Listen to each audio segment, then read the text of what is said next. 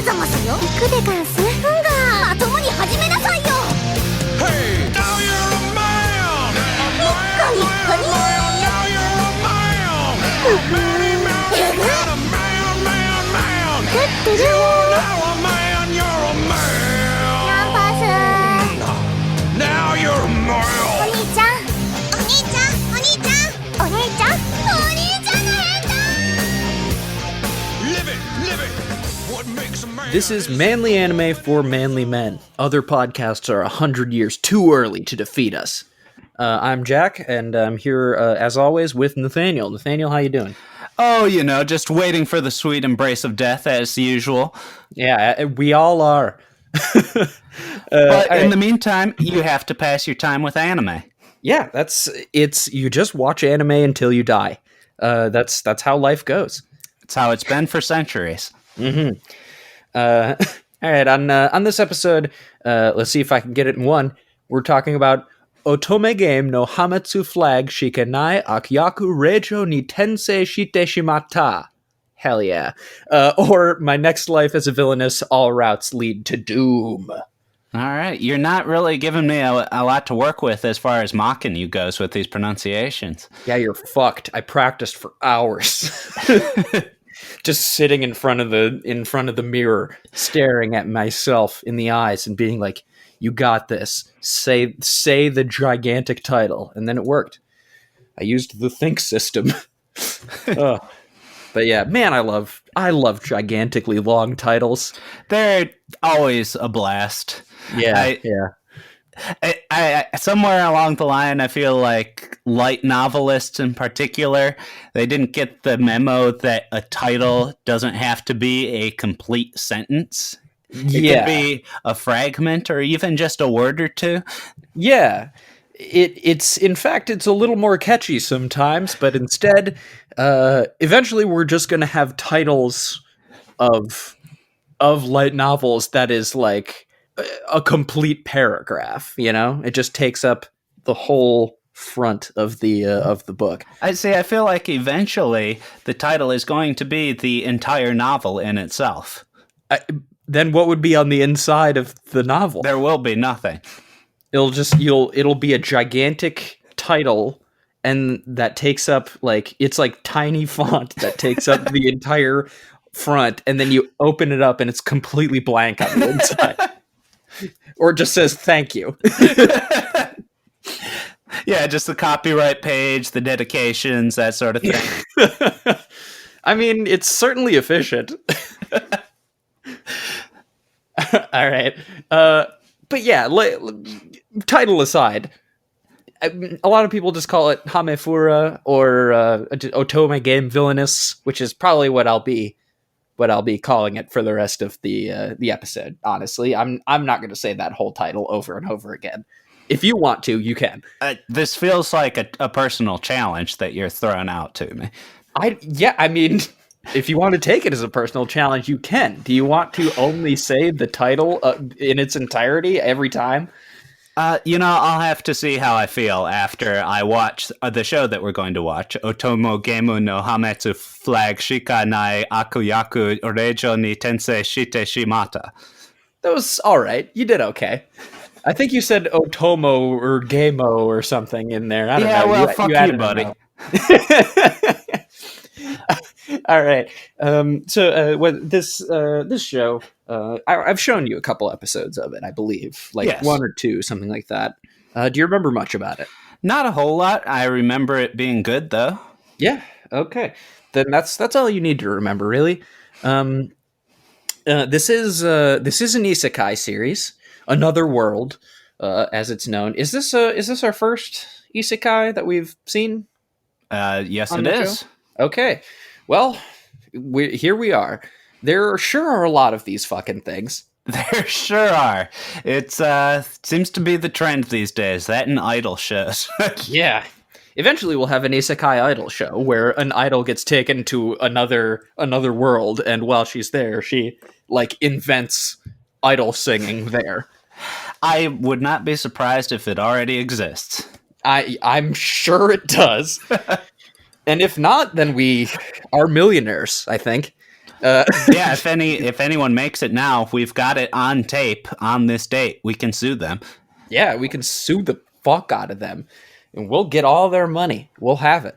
Then, I guess, isn't that like patent trolling? Anyway, that's not important. What is important is, yes, the show is an isekai, but also it's good, which makes it different from most isekai shows. It's like, I've seen a fair number of isekai shows, we'll say. Most of them are not interesting. Right. I think, like, the only one that really stands out in my mind is Konosuba. Oh, and that's that one's great. We might be able to get to that on this show at some point. You think? I don't know. It's on the edge of, I guess so. Cute girls-ness. There certainly are some cute girls. Oh, absolutely. But they also have massive glaring flaws. Well, but we'll have to talk about that down the road. This show, on the other hand. Yes. This show, on the other hand, has no, like, every character in it is great. That said, this is sort of a rarity, I think, on our show, in that this is a show with men in it. What? Yes. In fact, there are actually quite a few. Why are you putting this shit in front of me, Jack? I know, I'm sorry. Fuck? I'm sorry. You will, for the next couple, like, for the next little bit, you'll have to look at men. I'm sorry. Okay, well, As if you didn't get enough of that in the mirror. Well, I'm going to file a formal protest. I'll be watching this under protest, so hopefully this will get overturned at a later date. But in the meantime, why don't you tell us what this is all about? This is a show about a girl who is named Katarina Claes, who is a spoiled, rotten little prick. Who is she's like the daughter of a minor noble, essentially. And one day she trips and hits her head and remembers the entirety of her previous life. Where in a previous life she was a high school girl in Japan who loved video games and died. I think she was hit by a car. I don't know. That's usually how it happens in isekai shows. But the important thing that she remembers is when she was alive in Japan, she really liked a game called Fortune Lover, which was an Otome dating game where you play as a girl going around and you have an option to date all of these various men. And another important detail, in the game Fortune Lover, the villainess's name was Katarina Claes. And so, on comparing all of the things that she knows about the world that she finds herself in now to what she remembers about that video game, she realizes that she is in fact within that video game, and she is in the villain role. What happens to the villain? She remembers specifically that there are no endings in the game where Katarina is not exiled or killed. So she takes it upon herself to change her fate and act or go through what leads to different endings to try to piece together a future where she can live and be happy. And in the process, doesn't really realize how much she's really changing the game, so to speak. It's a good show. I like it. Well, and right off the bat, I have to say, the premise sounds much more interesting than your average isekai anime, where you get reincarnated in a generic MMO or what have you. Yes. I mean, I feel like there are the plot itself does have a lot of just sort of normal slice of life-ish type stuff wrapped in it that I'm not really touching on. Okay.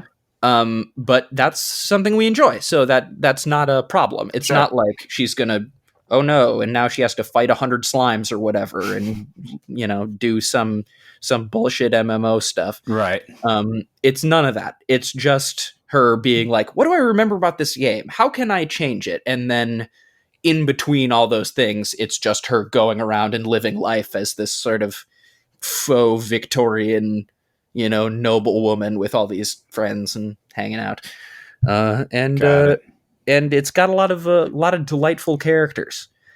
So, and also a very fun reoccurring bit where inside Katarina's mind is a small council of like 5 or 6 of her.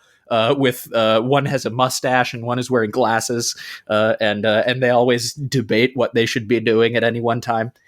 So it's got a lot to like, and I think you're going to really enjoy it. I hope so. If you don't, we're going to have a very heated conversation in the second half of this episode. Okay, so either way, it should be interesting.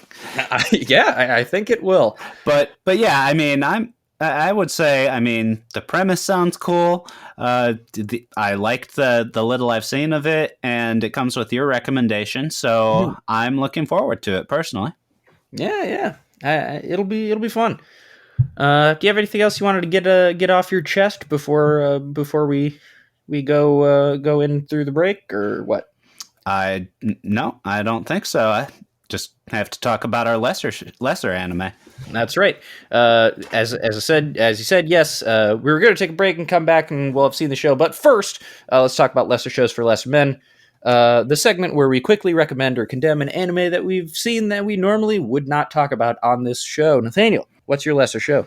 Well, today I would like to talk about the 1995 OVA Gunsmith Cats. Which is about Raleigh Vincent, a smoking hot lady gunsmith who drives a 1967 Shelby Cobra GT500 and carries a CZ75 pistol at her waist. These are both extremely specific. And her business partner, Minnie May, a 17-year-old runaway with an unsettling obsession with grenades and other explosive devices. Together they're the titular Gunsmith Cats, and they're roped into investigating an arms smuggling operation after an ATF agent uses Raleigh's impressive but questionably legal gun collection to blackmail her. So this was created by the veteran mangaka and anime designer Kenichi Sonoda, who's worked on character design and other design for shows such as Bubblegum Crisis, The Wings of Honaemis, however the hell you pronounce that, by Gainax, character designer for Otaku no Video, and besides this, also created the manga and OVA Riding Bean, which this OVA and manga is itself sort of loosely based on as a spin-off. And this one is a whole lot of fun. Not a whole. Don't go in expecting like any sort of depth of plot or anything like that. The director Takeshi Mori himself said, "Films that make you think aren't my kind of films. I hope we can make viewers feel great. I really enjoyed that." So if you're in the mood for a show like that, this one really fits the bill. It's inspired by classic Hollywood action films of the 1970s and 1980s. And it has really great hand-drawn, hand-painted animation, of course, with some really terrific art direction. Including a particularly standout car chase in the second episode, which stands out because for technical reasons that are beyond what I understand about animation, they're notoriously difficult to animate, which is why you see a lot of CGI vehicles in more modern anime. Oh, and they just really put a lot of love and detail into not just this car chase, but the OVA as a whole. There's a lot of attention to detail for the otaku out there, because Sonoda is famously a gun otaku who said he had over 150 replicas at one point. Wow. And so the crew for this traveled to Chicago, where the anime is set. They took a bunch of location photos. They met with the Chicago PD and worked with the ATF to work on some of the details. They fired some actual guns where they were in America, which is not an opportunity that a lot of Japanese animators get, even when they're working on action shows. Mm-hmm. And so you really see the detail for the gun or car otaku in this. There's also a fair amount of fan service with the girls, including during the obligatory warehouse shootout scene. There's a completely ridiculous segment where a crane hook comes down and with laser-like precision rips off the front of Rally's blouse so that she has to finish the gunfight in her bra.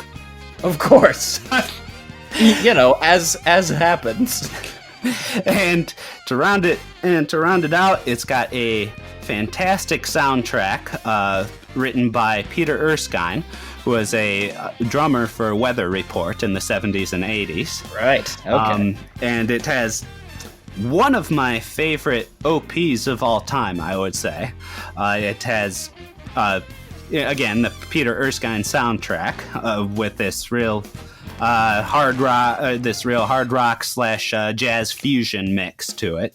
And the opening song is great.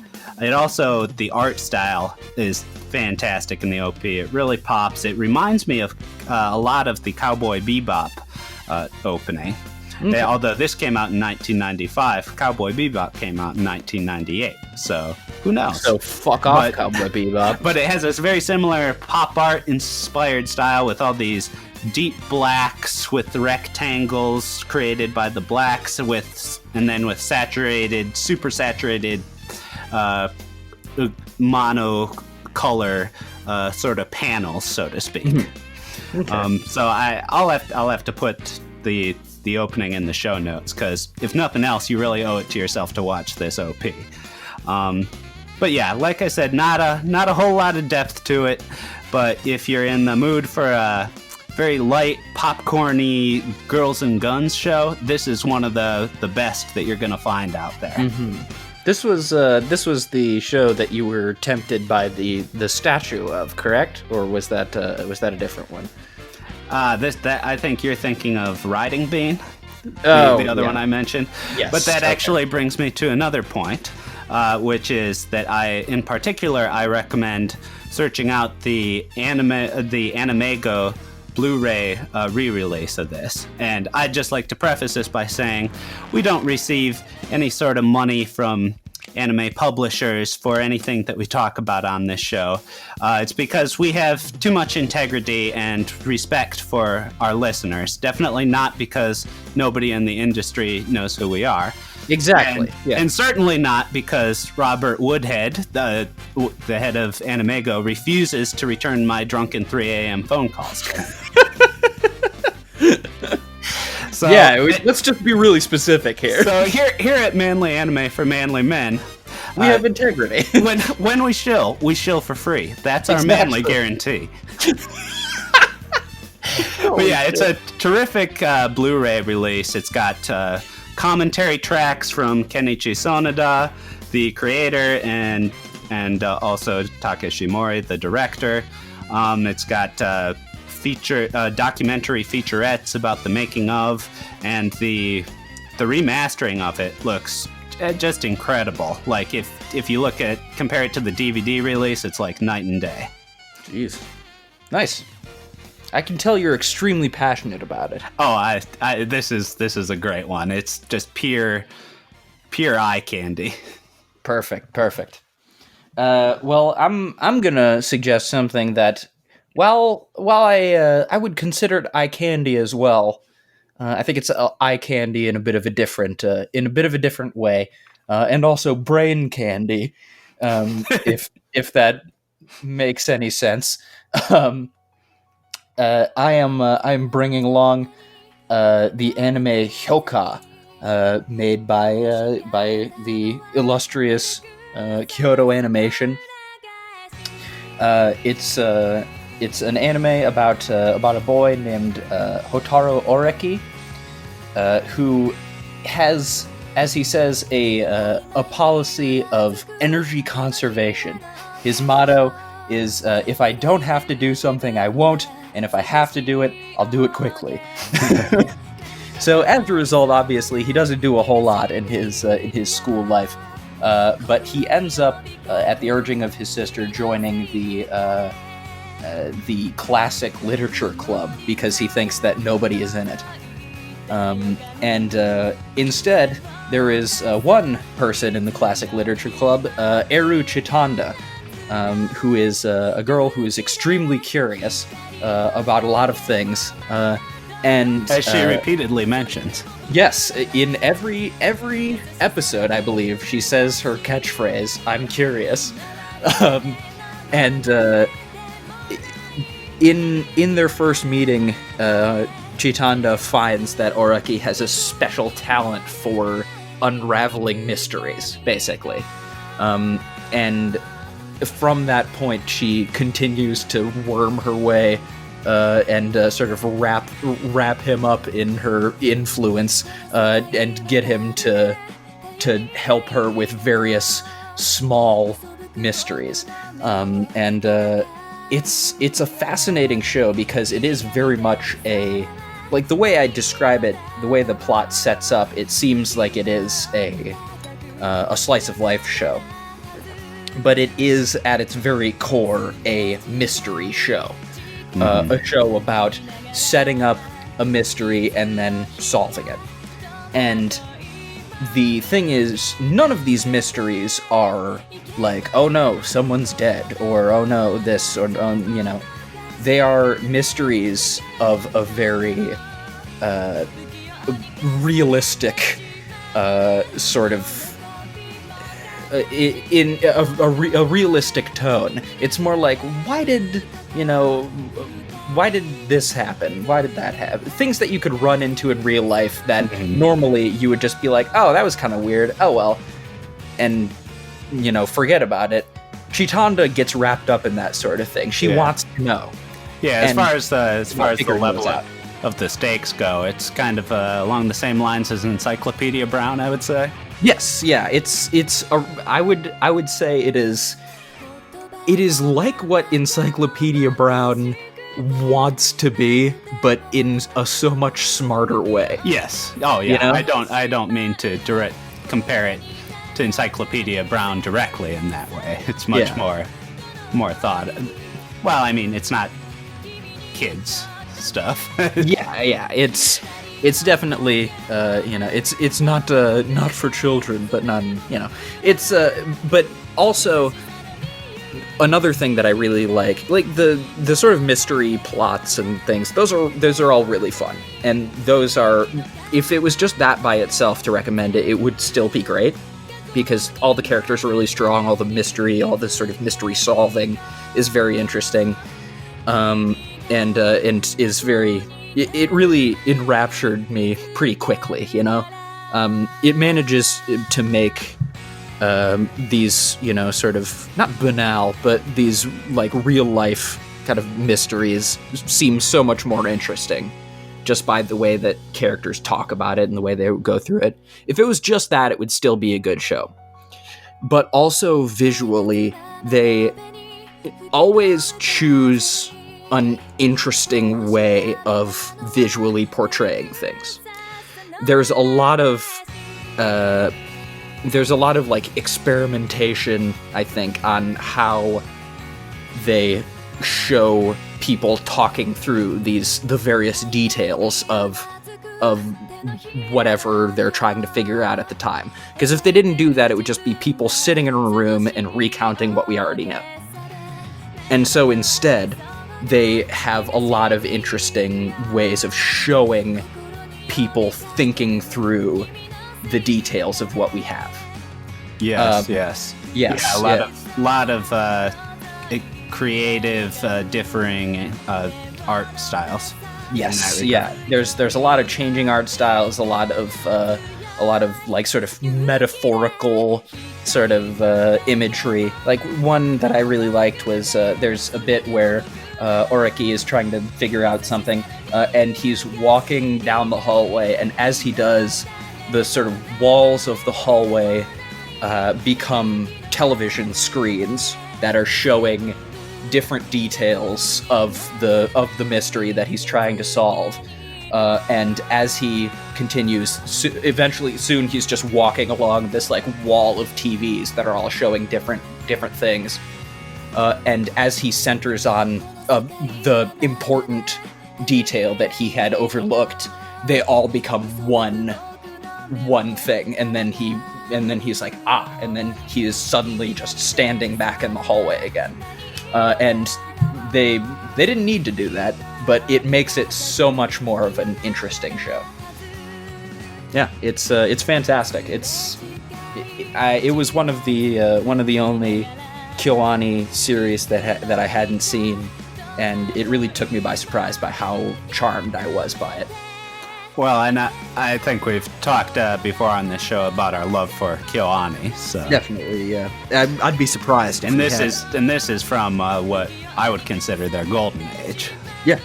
It's right up in there, right along and with near Nichijou and Keion and Haruhi and all these different shows that they made right next to each other and in a really fantastic series of years.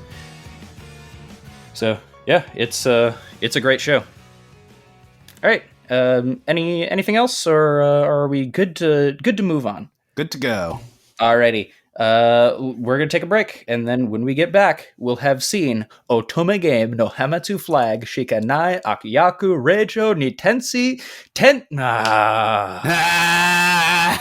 I had to go for it. You fucked it up. We're going to take a break, and when we get back, we'll have seen Otome Game Villainess.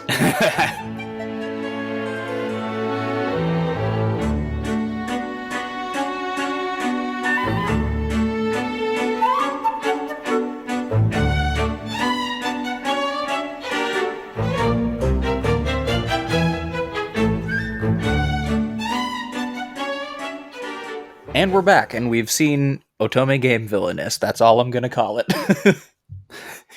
What, you're talking about Otome Game no Hamatsu Furaga Shikanai Akuyaku Reija Nitense Shite Shimata? Or My Next Life as a Villainess, All Routes Lead to Doom? That's right. That's exactly what I'm talking about. In case you couldn't tell, Nathaniel practiced in the intervening time.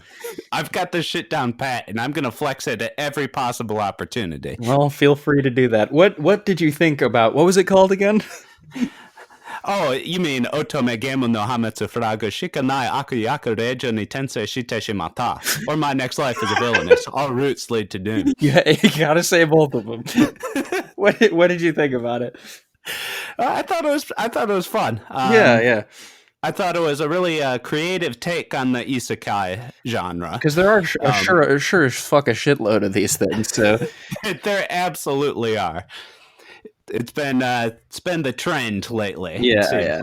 And I liked that it's still like the stuck in a game isekai, which there are a fuckload of, but the fact that it's obviously an Otome game as it says in the title, kind of makes it a little more interesting because it's less about like everybody like fighting slimes or whatever to grind up their MMO skills, and more about like, how do I avoid the same social situations that I get into in the game, which I thought was an interesting sort of concept.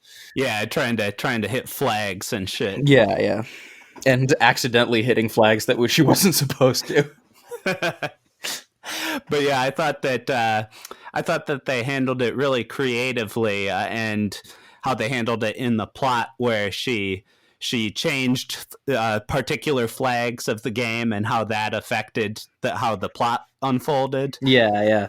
And how like it's interesting that like a few key things she does as a child like change the game entirely, and she doesn't realize it. Yeah, there's a couple that stood out, like in episode 2, where she steals Alan's flag by telling her friend Mary that your green thumb makes you extra special and extra amazing, and just a single innocuous remark like that like in an actual visual novel, completely changes the course of things. Yeah, and also I like that immediately after she says that, she's like, why does that sound familiar? Wait a minute.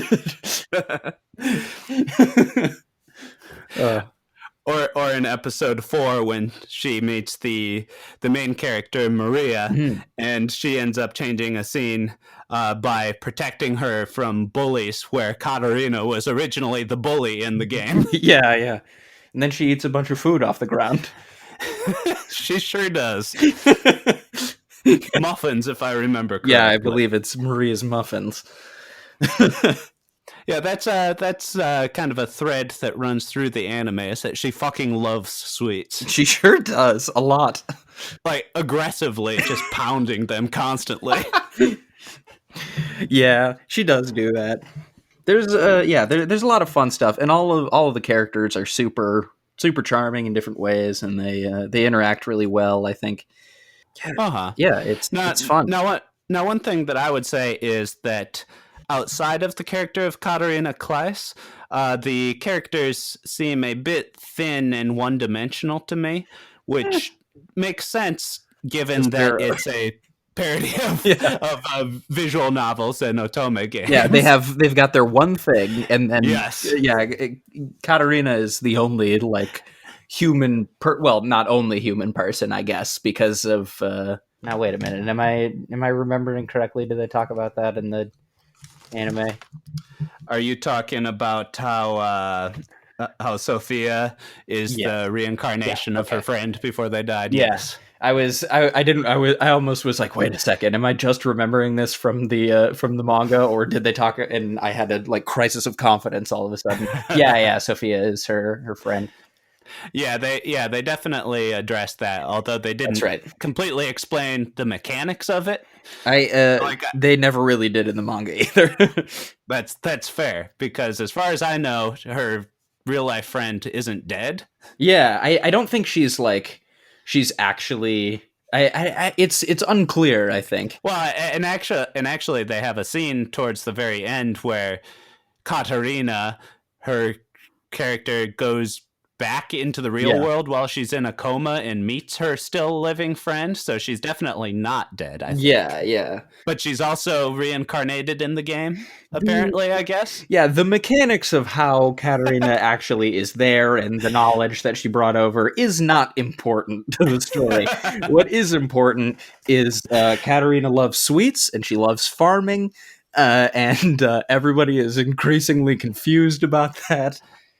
I completely disagree. I feel like if you don't have the physics explained of how a person gets reincarnated into a video game after their death, the whole thing is horseshit, and I don't want to hear about it. Okay, so this entire series fucking sucks. The only series that you like is what's the one where the girl gets, or the guy gets put into the body of a girl and by God, and she hates God, and it's like World War I. Oh fuck, Strike Witches, right? No, that's a different one. All right, well, I don't know what the hell you're talking about then. Sorry, pal. Fuck, no. This particular genre is not my area of expertise. Yojo Senki, that's what it's called. Saga of Tanya the Evil. So, I don't know. That one has a girl in it, so maybe we should watch it. Pay no attention to the fact that that it's, World War I, but with magic. But yeah, back to Otome Game no Hametsu Furaga Shikanai Akuyaku Rejo ni Tensei Shite Shimata, or My Next Life is a Villainess, All Routes Lead to Doom. I appreciate you saying this, the whole thing every time. Continue to do that. The mechanics of it are never particularly explained, but it's not important. Yeah, what is important is how delightful Katarina is, because that's what the show is about, essentially. There is a plot, but, who cares? Yes, and although, like I mentioned, I feel like the rest of the characters are a bit one-dimensional, Katarina is definitely a delight, I would say. Yes, yeah. I mean, that's what the whole... Like, even in the universe of the show itself, she is a delight, where everybody just seems to be like, man, this girl is great. Just like everyone is brought towards her in people who who are reading the manga, the comments about her are like she's like a black hole in that she's extremely dense and brings everyone close to her. Oh yes, she's very, very dense. It's what she does best, is be dense. Oh, I'm trying to think. What did you have like favorite bits, favorite episodes, favorite things that happen in it? Would you say? Well, I particularly liked the segments with the meetings inside Katarina's mind. Oh yeah. Those are classics. Yeah, where they have a council of basically various aspects of Katarina's personality. And so fearless Katarina, spineless Katarina, happy Katarina, studious Katarina, etc. Argue over how best to proceed to prevent her from being killed or exiled as the villainess of this game. Mm-hmm. One thing I do like is while they are, the different aspects of her personality, they're still all Katarina, so they're not like that different. It's like they do have a bend, but there are a couple times where they're just like, this is clearly, they all come to one conclusion. That's not it at all. Right. Yeah, and I also have to say that those segments reminded me of the movie, which I have not actually seen, but the Pixar movie Inside Out. My understanding is the whole movie is a similar concept as it to what's is. happening Yeah, here. I mean, it's definitely a little more. They go into it a little more, obviously, but it's a pretty similar concept. This is more of a short gag thing. Yeah. A short recurring gag. Yeah, it's more or less the same idea. You should see Inside Out, though. It's quite good. Should I? I enjoyed it. It's as with Pixar movies are, and I mean this isn't a Pixar show, but it gets a little more emotional than it would seem to be at first blush, which is interesting. Okay, so. Because it just seems like, brain stuff. But then it's like, there's other things that happen. Got it. Which is fun. So yeah, check it out. Inside Out. That's I should have put that as my as my lesser show for this episode. I don't think we're allowed to do that. Hell no, we aren't. Yeah, fuck this weak Western bullshit. This is a weeb household. Yeah, and we talk about weeb shows only. All right. Do you have anything else you want to say about what is it called? It's called Otome Game no Hametsu Furaga Shikanai Akiyakureja ni Tensei Shite Shimata, or My Next Life as a Villainess. All routes lead to doom. Thank you. Because I feel like from a plot perspective, it's a lot more of like a character thing. From a plot perspective, there's not that much outside of her like avoiding her own doom, and then a little bit of plot there at the end. With when she actually gets to that point. Well, I would have to disagree with you there, because that was one of my favorite parts, is seeing the plot unfold with how she changes the flags to change her fate. Eventually, and this is the part that really cracks me up, she eventually basically hijacks the entire game and takes over as the protagonist. Yeah, now she is the protagonist. Yeah. Well, okay. I guess what I don't mean to say is like it's not a weak plot. It's just like I don't know what to really say about it besides saying that bit, it is fun to watch, definitely, and how they deal with it is very interesting. I also like that because she so effectively knows she knows everything about this game except for one specific route that she never got, and so that's the only one that ends up being a threat in any way, because she's effectively dealt with all of these different, problems that Katarina in the game causes for herself by being such a monster person. And she, remedies that, but then the only person that she didn't know about and know how to deal with is there. And that's actually something that I did want to talk about. There is the twist at the end with Sirius Dika, aka Raphael Walt. Yeah. Which first off, What a I name. thought His name is Well, for- Serious Dick. I did want to bring up the bit of foreshadowing in the name. I'm not sure if that was intentional or not, but it's very funny. I don't think so, but it makes it incredibly funny. Yeah, it's just like, wow, he is a serious dick. Oh, he really is. There were a couple interesting things I found about that. First off, I felt like his backstory was surprisingly dark, Yeah. considering the Yeah. tone of the rest of the show with like child sacrifice and shit. It's like, oh, I didn't realize it was this kind of show exactly. I mean, not that I have anything against it. I mean, I'm always down to try and appease Moloch, but All right. but yeah, definitely a change of tone for the show as a whole. Yeah, it kind of comes out of nowhere. I mean, it's still neat. And I also have to say, this is yet another example of how anime villains with some sort of redemption arc always seem to get off really, really easy. Yeah.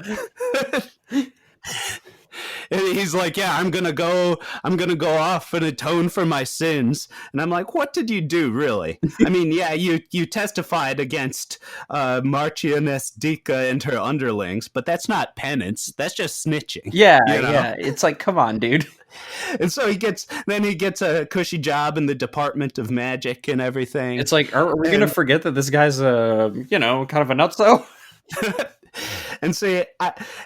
Personally, I'm with Dostoyevsky on this one. If you want forgiveness for something that's essentially unforgivable, 10 years hard labor in Siberia, then we can talk about it. How's that sound? But I don't think that there is a Siberia for Serious Dick to go to. Well, and yes, that's an issue for him because he's in a fantasy world that presumably doesn't include Siberia, but that's something that he's going to have to figure out. Yeah, he'll have to make his own Siberia. If Katarina can come from the real world to his world, there's got to be a way for him to get to Siberia. So that's fair. Maybe if he's hit by a car on the way to school, he'll he'll go to Siberia. I guess first they'll have to invent the car. And I was also amused by the ending. How, well, as we already mentioned, Katarina eventually became the protagonist of the game, mm-hmm.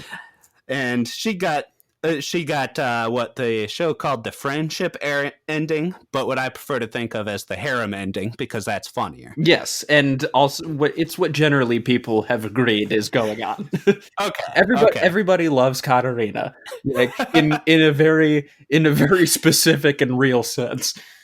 Yeah, romantically. The tone of the other characters, I was not getting friendship vibes from them the whole time. Definitely not. They are very aggressively in love with Katarina. But it's hard not to. I don't want to talk about that right now, though. That's for later. What did you since the plot is so fun and good?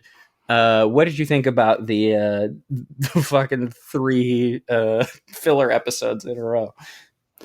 That was a major weakness of it. I felt, because I mean, if it was a slice of life show, it wouldn't have stood out or anything. But it was a very plot driven show from the beginning. I feel like because she was always motivated by wanting to save her own skin.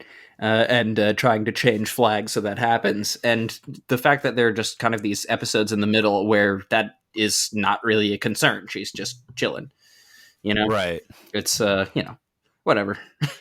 And especially since it's only a 12 episode anime, a one-core anime, there's no real need to kind of stretch your legs like that in the middle with a little filler, I feel like. Yeah, I mean, that said, I guess there's probably more that they could have adapted from like the light novel, but I'm pretty sure they hit most things from the manga. Like it was pretty. I don't think they missed anything really that I can remember. I'm sure there's I'm sure there's some small stuff that they passed by, but Uh-huh. I think it did a pretty good adaptation of the manga.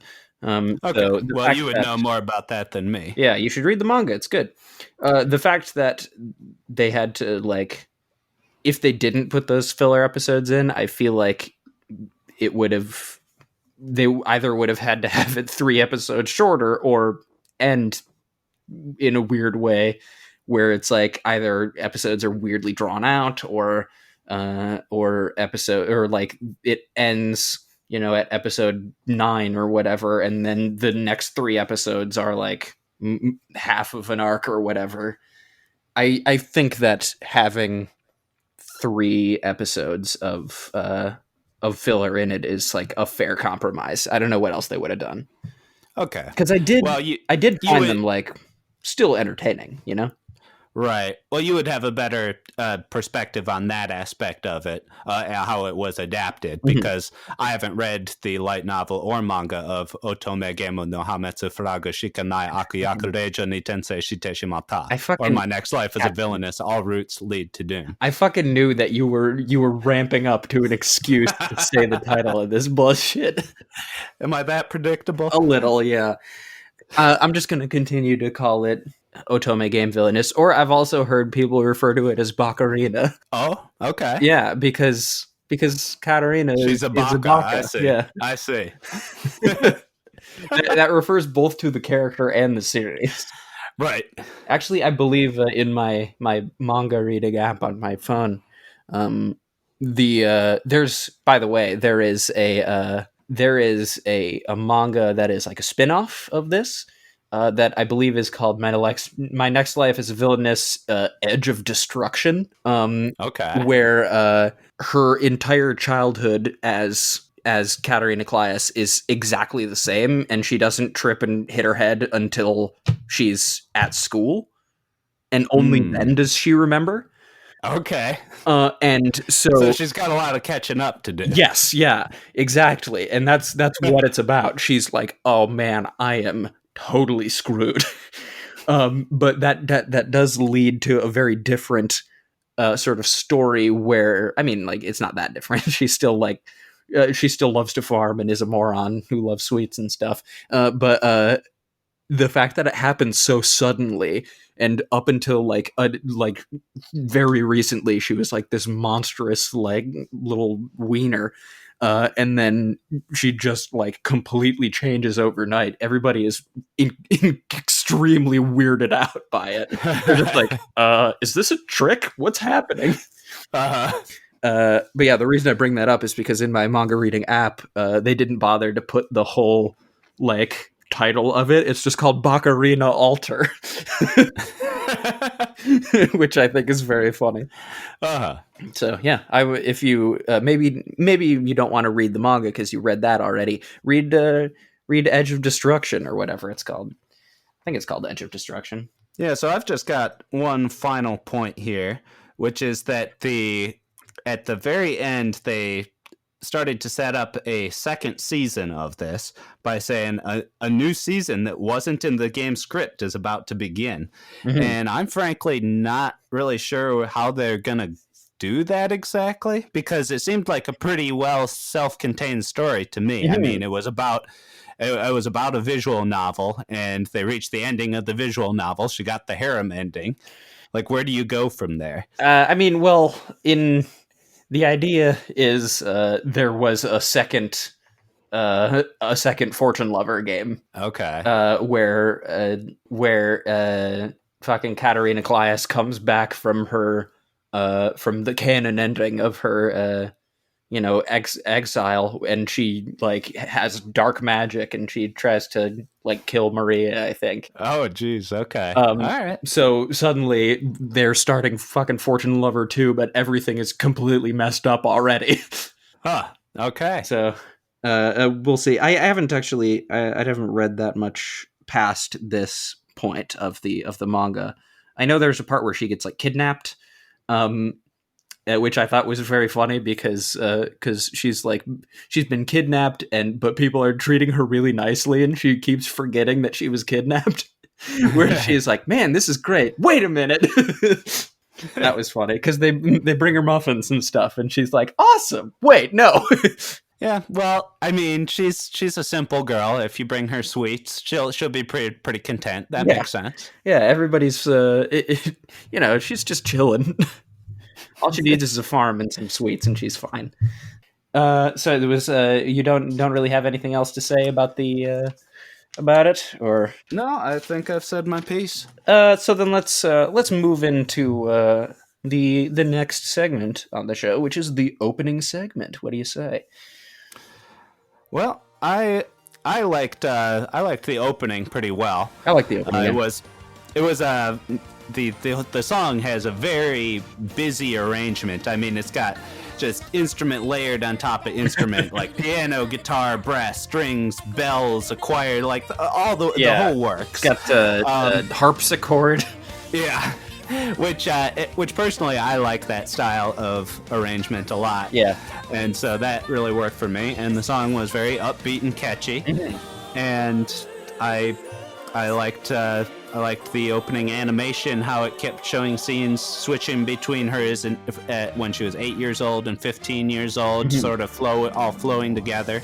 It's just a nice piece. Would say. I have to say, I think the real strengths of the opening are, as you said, the animation of like showing her as a kid and like hanging out, and then her as a kid interacting with like the other characters, and then those sort of like transitioning, like they'll like turn, and then they're both older, and the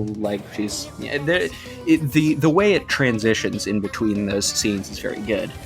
And then I also think the other strength of it is the vocal performance from the singer, the main singer anyway, is really good, because she kind of has two different sort of voices that she sings in. I guess three throughout the opening that are like that kind of separate the song into two halves, where like the first one is like not whiny exactly, but definitely more nasally. More nasally, yeah. And then when that's all the scenes when she's a kid, and then there's like the more operatic when she's grown up. Right.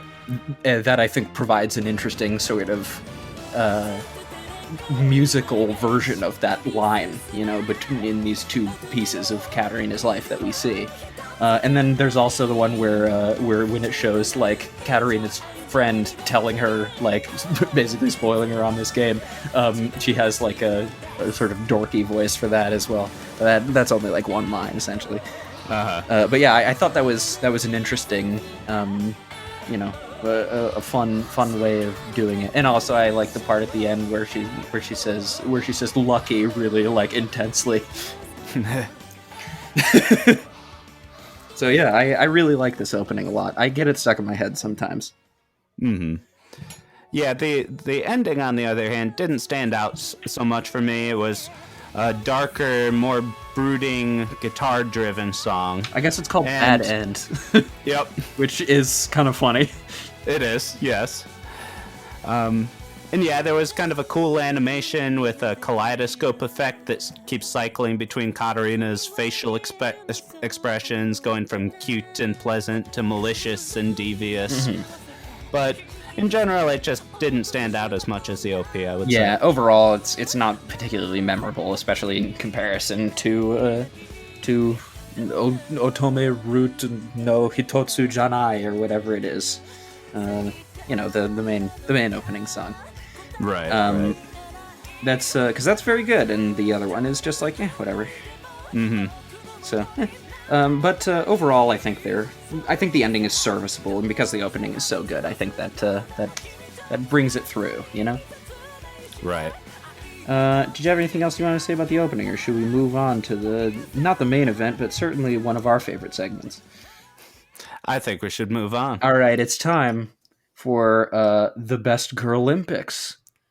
Now, in the beginning, well, was it at the beginning of this thing or last episode that I said that I would hijack the this segment and go first and take Katarina from you. I think I said that maybe both. You sure did, didn't you? I did say that, and so that's what I'm going to do now. This show lives and dies off the back of Katarina's charisma. That is the purpose of the show. Is she's great. What else do you need? If I wanted to, I could stop there, but instead I won't. I'm just going to continue blathering on about how charming Katarina is, because I'm not going to hold it against you here, but you can back me up on this. She's great. Oh, absolutely. Yeah. It's I don't know. It's honestly, when I was thinking about how to talk about it, I was like, I don't know how to describe what makes Katarina such a good character, besides she's like charmingly oblivious and like simple, but not in like a way that is, she's very pure, you know. Mm-hmm. She doesn't really like, I don't know, it's a fun character.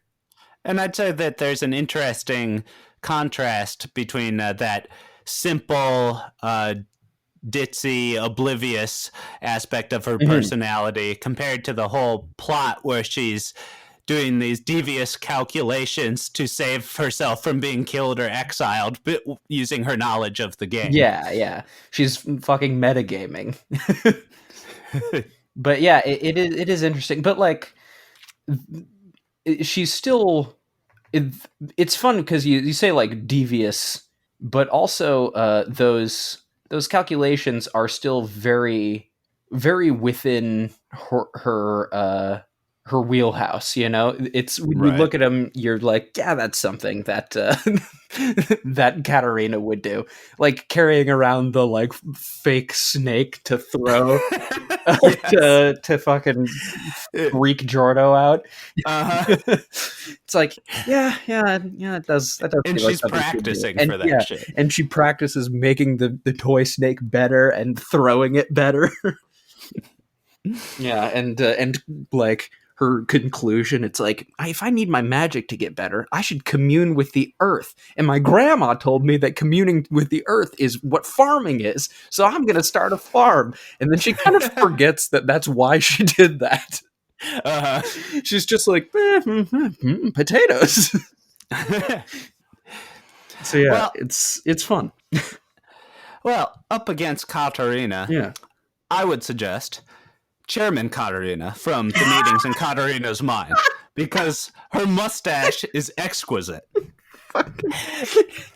And it's also very funny how the voice actor changes her voice to sound like a stodgy old man while still being Katarina. We're gonna need a minute. Fucking moron. You told me you had a different character.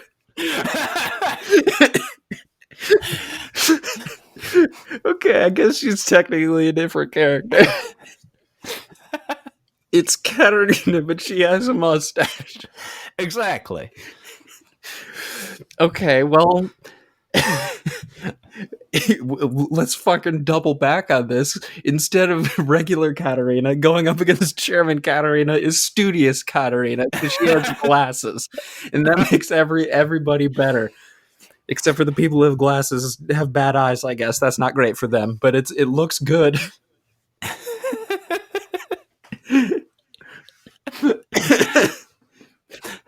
So I guess the debate is who wins, Katarina or Chairman Katarina, an element of Katarina in her brain. Well, and I think that the way that you put that, and the fact that it's just a different aspect of Katarina, I think that says who wins. Yeah. Katarina is also Chairman Katarina. It's an element of who she is. So you're either saying, do you want part of a pie or a whole pie? I'll always take a whole pie, even if I'm not going to eat the whole thing right now. I feel like my metaphor fell apart. And you know what? I'm happy to give this one to you. I'm just glad that I got to make you laugh, buddy. Thank you. You really got me. motherfucker. You're like, oh no, I've got another character to talk about. Yeah, sure, it's okay. Oh, god damn it. All right. But then that leads us to the most difficult choice of possibly our entire lives. Oh boy. And that's who do we cast into hell? Because that is what happens. I feel like maybe we shouldn't keep harping on that because I'm going to start feeling really bad. Because now we're down between the current champion, who is I believe Ikamusume won, isn't that correct? That's right. So Squid Girl or Katarina Claes, who is the best girl? What do you think? I'm gonna have to go with Ika Musume, man. You dense motherfucker. How could you? I can't imagine this betrayal. I thought we were friends. I mean, I don't know. What can I say? Why Ika Musume? Well, she's from a stronger show overall. Her character design, I would say, is stronger. And yeah, I would. Well, no, keep going. And I think that Katarina benefits a bit from being surrounded by a less fully fleshed out cast, whereas Ika Musume is surrounded by loads of lovely, delightful characters, and she still manages to steal the show. So I would say she's stronger in that regard.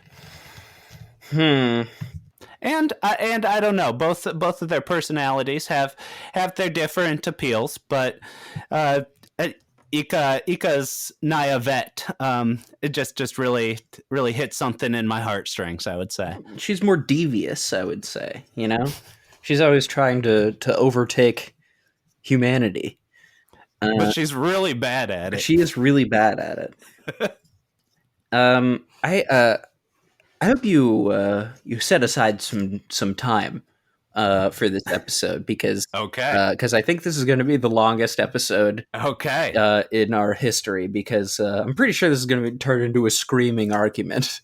All right, I'm not going to give up that I think Katarina should win because she's great. Have you seen the show? No, I mean honestly. I do really like Katarina, and I think I do. Man, the thing is, you bring up some good points, but I don't think that like your point about Squid Girl still steals the show, even though you know there are other good characters surrounding her. The point of the show of My Next Life as a Villainess. The show is about Katarina stealing the show. Like that is the point of it. You know? True, that's a fair point. That's not just the point of the show, that's the plot. The plot is there was a different show, Katarina shows up, and she's so delightful that the show is now about her. It's hard to beat that sort of superpower that they're like, let's make a character that is so charismatic and likable that she just people naturally gather around her and are like, man, this girl's awesome. And I do think that when you said that Ika Musume has a better design, I think her design is definitely more iconic, more like immediately recognizable as this is Squid Girl. But I think that is in part because it is a lot more simple. It is like, you know, from an iconography perspective, she has a few symbolic things that are immediately recognizable as Squid Girl. Whereas I think Katarina's character design is less concerned with being like immediately recognizable as like, this is Katarina Claes from My Next Life as a Villainess. Instead, it's more concerned with being not extravagant exactly, but you know, fancy. She's got a fancy dress. She's got good hair, and I think that those together are still pretty immediately recognizable as Katarina. Like if you see a flash of her, you'll be like, hey, wait a minute. Okay. That was the main character from Otome Game Villainess. I think that just things like her dress design and her hairstyle, and I mean, I guess her scar went away, but I think that those are still. I think that's still very good character design. I like the way she's designed a lot. Okay. That and there's also her farming outfit, and that's pretty iconic. With the Fair. with her her not napkin, her fucking handkerchief thing tied up over her head and stuff, and her hoe. I don't know. It's All right. Well, I hear your point. okay. And I guess my response would be, fuck you. Your taste in anime is shit. I hope you get hit by a deadly Japanese truck. But if I get hit by a deadly Japanese truck, then I'll like go off to some isekai show, and then I'll win. That's how it works, dude. Well, that's another thing that I do like about this show is the suggestion that all the countless hours that I've spent playing video games could have some sort of use in another life, even theoretically. Yeah, only if you remember specific details about whatever game that you go into. Because that's the thing, is like, if she went into a game that was just like, I don't know, fucking World of Warcraft or whatever, she'd be boned. The fact that she went into specifically Fortune Lover and was like, oh yeah, I was just playing this. That's what saved her ass. So, like, I feel like it's still a crapshoot as to whether the game that you enter into is will save you if you have that knowledge. So it's like if for instance you went into like if you were hit by a deadly Japanese truck and you went into I don't know, what's a game you don't know anything about? Final Fantasy 14. Sure. If you went into that, boned, absolutely boned.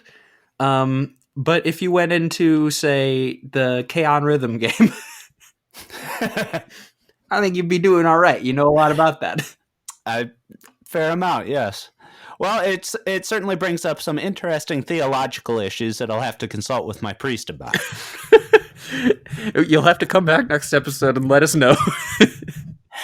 But anyway, back to Who's Best Girl. Yes, yeah. I don't want to give this up to Squid Girl. I'm sorry. Oh boy. It seems we're at an impasse. Oh boy. Well, I don't know. I've still got my opinion, but if you feel that strongly, I guess you can have it, buddy. Yeah, you think so? Remember, Squid Girl does go into hell when she loses. Oh shit. Damn. We really shouldn't have made that a condition. Yeah.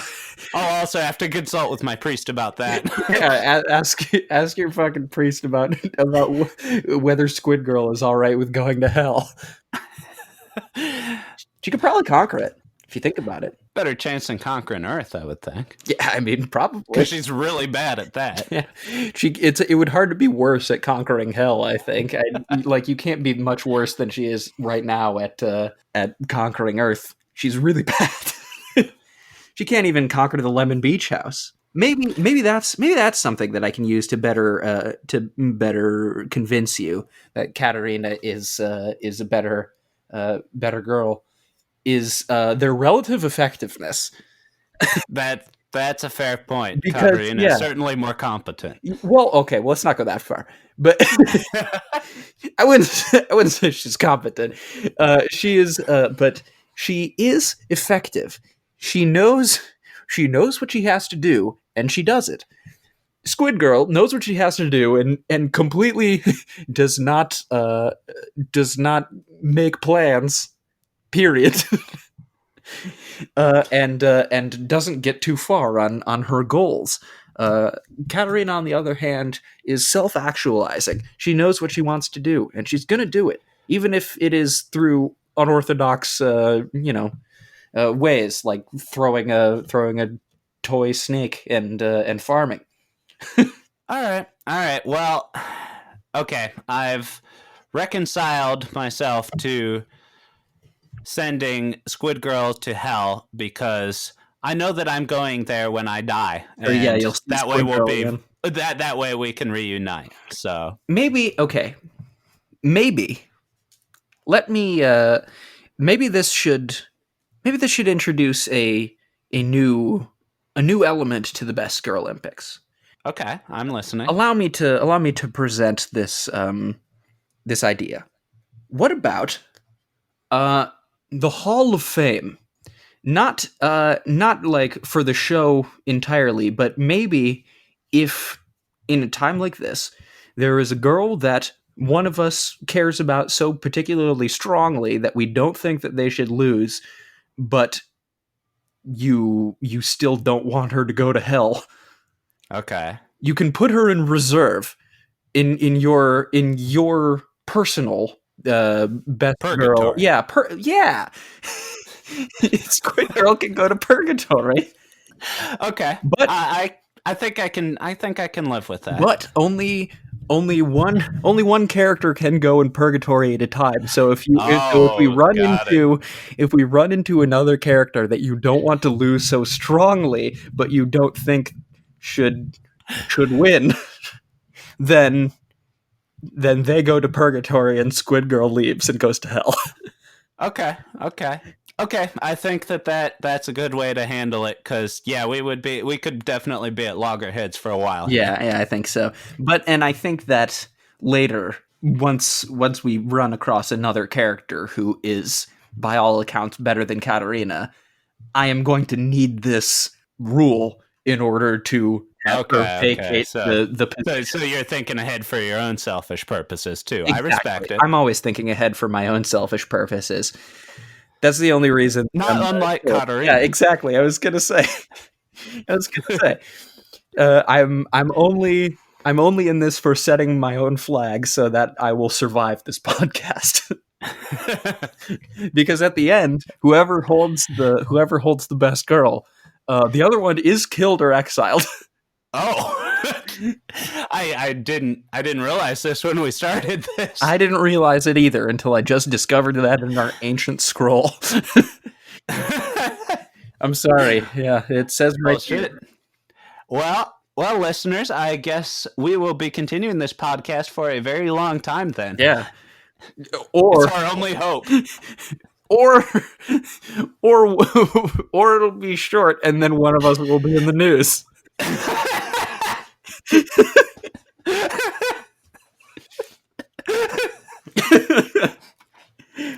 All right.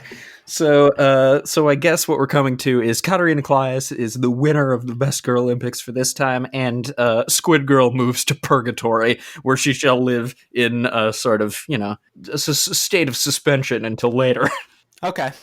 I don't know. I think this is going to work out. I think so. Because now, even if you don't think that your personal best girl of the thing should continue on, you still get to talk about Squid Girl sometimes. Exactly. And that's really what this show is all about. Yeah, talking about Squid Girl sometimes. Not every time, but sometimes. The rest is just filler. Yeah, fuck that. Fuck that other shit. We're here to talk about Squid Girl sometimes. Have you seen her blue tentacles? They're great. I feel like we didn't mention that, I guess we did in passing, but Katarina can do earth magic, but she can only make a small bump, and that's very funny to me. It is very funny, yes. She's just like, boop. I like that. Anyway. Yeah, I assumed what they first showed when her magical ability manifested at the age of 5, and I assumed it was because she was so young, but apparently that's just her hard limit. Yeah, that's the entirety of her magical potential. Because she's clearly been practicing, but I think her earth bump is only like slightly larger than it was when she was a child. Anyway, is there anything else you wanted to say about what is it called? Otome Game no Hametsu Fraga Shikanai Akuyaka Reja ni Tensei Shite Shimata, or My Next Life as a Villainess. All routes lead to doom. Thank you. Did you have anything else you wanted to say about it, or should we move on to the end of the show here? Let's move on. Okay. Next time we're going to be watching Uma Musume Pretty Derby. Do you know anything about Uma Musume Pretty Derby? Just the concept of it being about cute anime girls who are also racehorses. Yeah, they are racehorses. Not like they're not just named after racehorses or anything like that. They just are racehorses. and specific ones.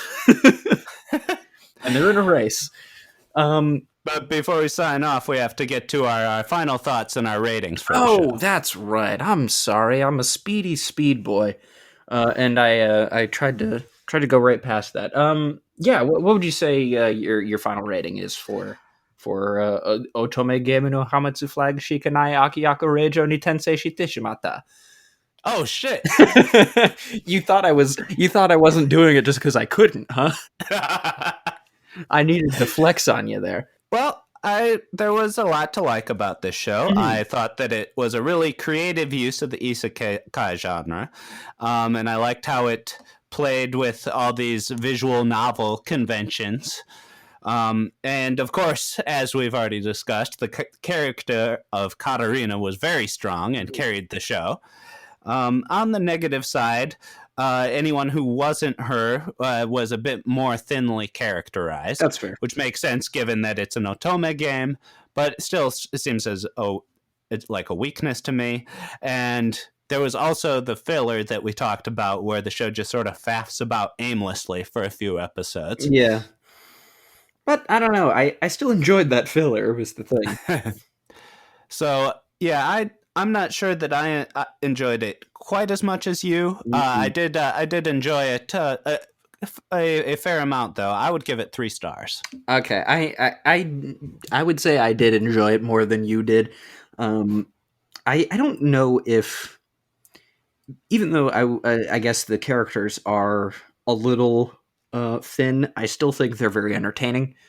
And have good sort of interaction with Katarina specifically, which is what really matters. They don't interact too much with each other, but I don't think that that is a huge negative to the show. Well, and it is an Otome game. It is an Otome game. They have to interact with the protagonist only, because or else you're not gonna like. See, they don't have lives outside of their relationship to the player. I guess that's not how it works.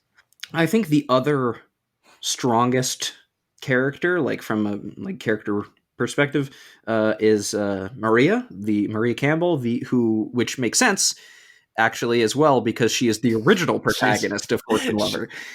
She's ostensibly the main character of the game. Yes, exactly. So it makes sense for her also to be like a little more fleshed out than the other characters because it's like it's there's this one likes books. This one is they all have their one thing.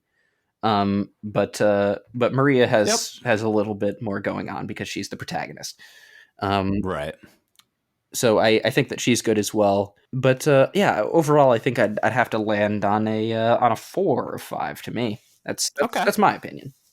Sure thing. I think is that the first time that we've ever that we've been different? Oh no, we've differed before since the second episode with Gotobun no Hanayome. Oh yeah, that's right. Forgot we watched Gotobun no Hanayome.